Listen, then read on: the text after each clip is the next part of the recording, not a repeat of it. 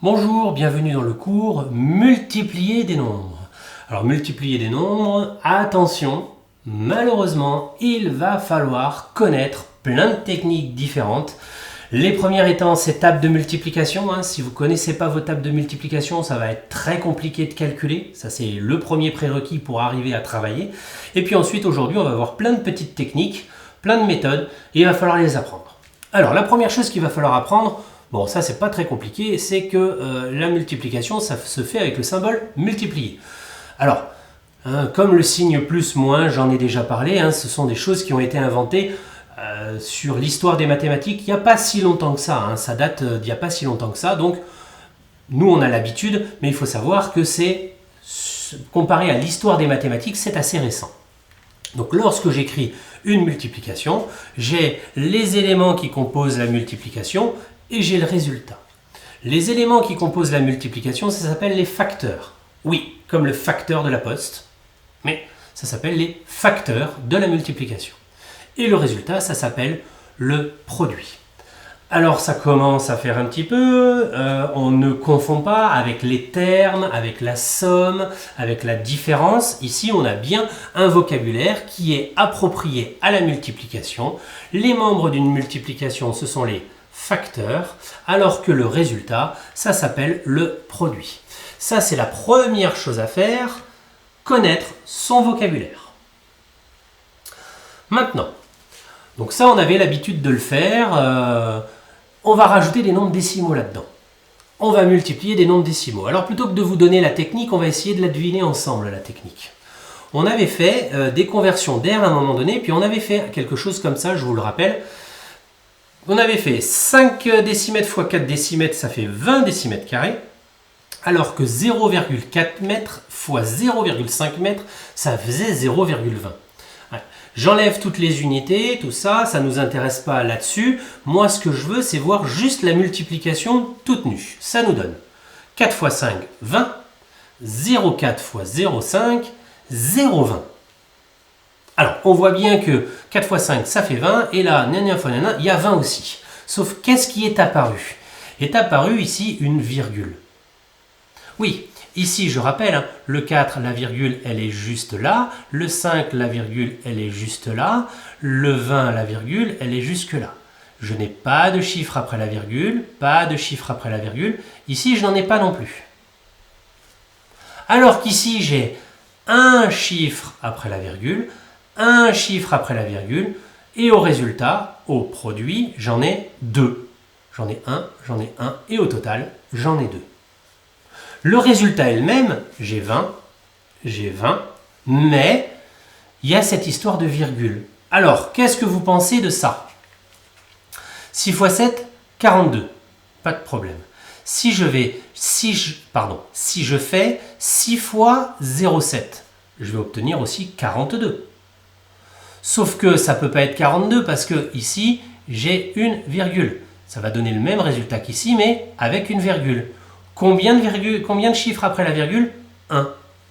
Donc, 4,2. De même, 69 fois 17, ça donne ce résultat-là. Ce résultat-là, je pourrais le mettre ici, puisque regardez, c'est la même chose. 6, 9, 1, 7, 6, 9, 1, 7, et là, 6, 9, 1, 7. Donc, mon résultat, ce sera du 1, 1, 7, 3. Sauf que, ça ne peut pas être la même chose, puisqu'ici, j'ai un chiffre après la virgule, et ici, j'ai aussi un chiffre après la virgule. Donc, au résultat, ce sera la même chose que ça, mais le 3 sera donc après la virgule. Je continue. Oula, 123 fois 456. Oula, ça donne un truc super compliqué. Ce truc super compliqué, ça sera le résultat, puisque ce sont les mêmes chiffres. Sauf qu'ici, j'ai deux chiffres après la virgule. Là, j'en ai pas. 1 et 1, ce qui m'en fait un total de 2. Là, j'en ai pas. Là, j'en ai 2. En fait, le résultat, je peux le mettre ici, mais sauf qu'au résultat, j'aurai deux chiffres après la virgule. 88. En fait, c'est juste un jeu de décalage de virgule. Pour multiplier les nombres décimaux, on imaginera qu'on le fait sans nombre décimal, et puis ensuite, on réajustera avec notre virgule. C'est exactement ce qu'on va faire ici. Alors, je rappelle, attention au décalage, attention aux retenues, et Peut-être nouveauté pour vous, attention à la virgule. Alors, je fais comme si la virgule n'existait pas. Je multiplie par les unités. 4 x 3, 12. Je retiens 1. 3 x 7, 21. Et ma retenue, 22. Et je retiens 2. 3 x 1, 3. Et 2, 5. 2, 2, 5. Donc, j'ai multiplié par mes unités. Maintenant, je multiplie par mes dizaines. Donc, il va falloir que je décale d'un rang. Donc, un petit point. Alors, il y en a qui mettent un 0, un petit point, peu importe. Une fois 4, 4, une fois 7, 7, une fois 1, 1, et j'ai la même chose, mais décalé d'un rang. Maintenant, j'additionne.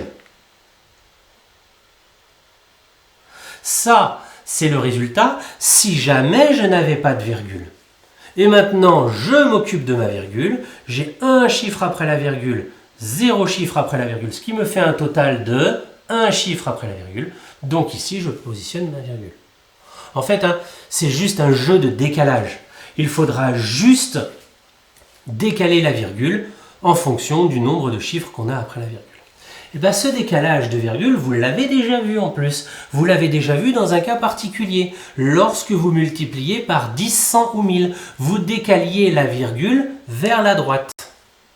Il faut faire la même chose aussi avec x01, x001, x0001. Et bien là, dans ce cas-là, ce sera vers la gauche. Allons-y. Exemple. Ici, j'ai ma virgule qui est là. Je multiplie par 100, donc je vais la décaler de 2 rangs vers la droite. Un premier, et après j'ai plus de chiffres. Mais en fait, si, j'ai des chiffres, j'ai des zéros. Ils sont inutiles là, donc je ne les ai pas marqués, mais j'ai des zéros. Donc je vais décaler un deuxième rang, et un 0 va réapparaître. Ma virgule, je rappelle, elle était là, et j'ai fait un rang et 2 rangs. Fois 0, 0, 1. Ah, là c'est vers la gauche. Donc je suis ici, je décale d'un rang et je ne peux plus décaler après. Ah, si, je vais faire réapparaître des zéros qui étaient inutiles. Donc ici, 2 rangs vers la gauche. Ici, 1 rang vers la droite. Ici, 1, 2, 3, 3 rangs vers la gauche. Ici, 3 rangs vers la droite. C'est juste un jeu de décalage. Attention à cette manière de faire que vous pouvez avoir de temps en temps en disant « je rajoute des zéros ». Non, ça n'a rien à voir avec rajouter des zéros, c'est un décalage de virgule. Attention de ne pas se faire ses propres propriétés dans sa tête et ses propres techniques.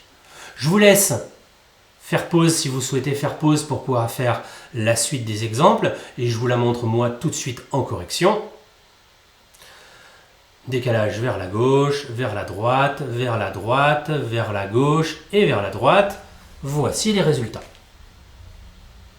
Alors, dans cette leçon, pas mal de petites choses à retenir.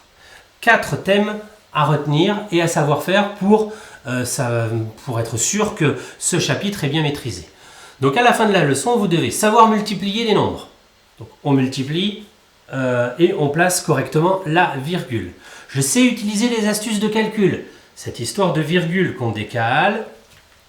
Je pose et j'effectue les multiplications correctement posées, proprement. Je vous conseille, vous mettez un chiffre par carreau. Vous avez des jolies feuilles avec des carreaux. Vous mettez un chiffre par carreau. Vous décalez correctement. Vous mettez bien vos retenues. Tout ça, c'est nécessaire pour arriver à faire correctement un calcul. Et puis tout ça, ça ne servirait à rien si ça ne servait pas à résoudre des problèmes. Donc, en classe, nous, on fera des petits problèmes, on se mettra en situation dans lesquels il n'y aura pas que des multiplications, il y aura des additions et des soustractions, puisqu'on sait déjà les multiplier, les additionner, les soustraire correctement. Donc voilà, plein de petites choses à savoir faire, beaucoup de vocabulaire, des petites techniques, donc attention, ce cours est important. Moi, je vous souhaite un bon courage, parce qu'il y a pas mal de choses à apprendre et pas mal de choses à savoir faire, et je vous dis à bientôt.